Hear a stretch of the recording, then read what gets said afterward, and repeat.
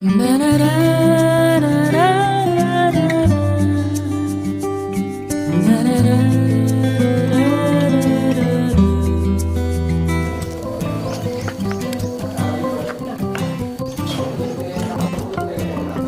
मित्रांनो, आत्ता आपण महत्त्वाचं कशासाठी आलोय तर शरण्याला भेटायला, होय ना. पाळशी जिल्हा प्राथमिक शाळा आहे, त्या शाळेमध्ये या दोघांना भेटायला आलोय. त्यांना आत्ता खाऊ दिलाय आपण आणि उद्या यांच्या मम्मीला आपल्याला हॉस्पिटलला न्यायचं आहे. तिथं तिचा MRI रिपोर्ट वगैरे काढून मग पुढची जी प्रोसेस असेल ती मी तुम्हाला लाईव्ह दाखवेनच. ओके, तोपर्यंत मित्रांनो रामकृष्ण हरी, धन्यवाद. तुम्ही एवढा मोठा सपोर्ट दिला आहे हिच्या मम्मीला आणि नक्कीच या बाळांच्या मम्मीला आपण चालताना पाहायचं आहे मित्रांनो. त्यामुळे अजून तुमच्या सपोर्टची गरज आहे. धन्यवाद. असाच सपोर्ट तुमचा आम्हाला सदैव राहावा. एकदा त्यांना हात करा बाळा, है ना.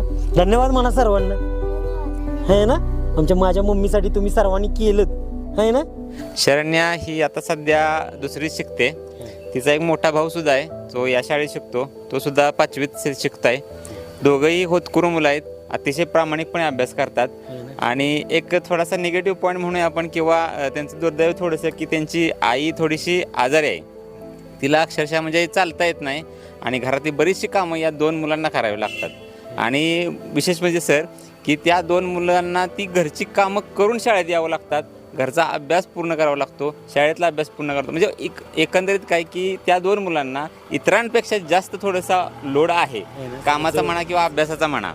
तर ह्या 2 मुलांना म्हणजे मी तर नावानं म्हणजे वाखाणीने त्यांना किंवा त्यांचं स्तुती करतोय, की ते घरचं काम करून सुद्धा तो अभ्यास पूर्ण करतात. आणि असं नाही की त्यांचा गुणवत्ता दर्जा कमी आहे, त्यांचा गुणवत्ता दर्जा सुद्धा इतरांच्या मुलांसारखाच इक्वल आहे, समान आहे. त्यामुळे खरंच या दोघांचं कौतुक आहे मला तर. छान माहिती दिली या मुलांविषयी तुम्ही. खरंच आता संपूर्ण जनतेनं पण यांना सपोर्ट केलेला आहे आणि लवकरात लवकर आपण शरण्याच्या मम्मीला चालायला लावू, आहे ना शरण्या. सर येऊ का. धन्यवाद सर तुमचा. आणि असंच या मुलांच्यावर लक्ष असू द्या अजून व्यवस्थित, कारण तुम्हाला घरची परिस्थिती माहिती आहे कशी त्यांच्या, आहे ना. थँक्यू, धन्यवाद. Bye bye. Bye bye. भेटतो आम्ही परत पुढच्या व्हिडिओमध्ये, आहे ना.